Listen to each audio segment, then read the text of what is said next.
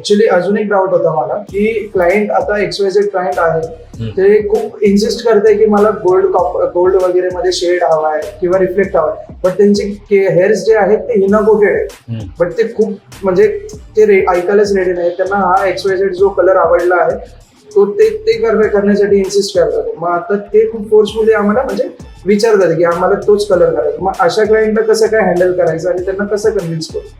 Actually already त्यांनी Hina coated केलं, म्हणजे अंडरटोन त्यांचा डार्क झाला ऑलरेडी, शेडच त्यांचा पूर्णपणे डार्क झालाय.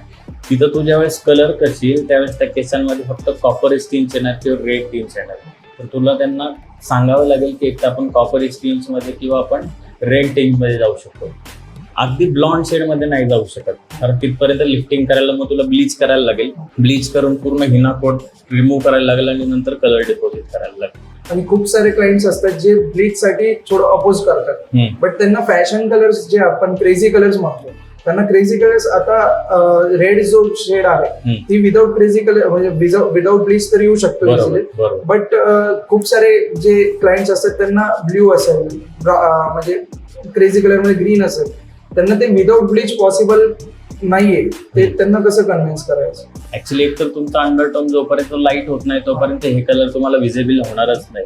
त्याच्यामुळे कंपल्सरी जर तुला ब्ल्यू करायचा आहे, ग्रीन कलर करायचा आहे, क्रेझी कलर्स करायचे, तर कंपल्सरी तुला त्याच्यामध्ये ब्लीच करावंच लागेल. म्हणजे त्यांना ते समजून द्यायला लागेल की याला ब्लीच केल्याशिवाय हा काय कलर येणार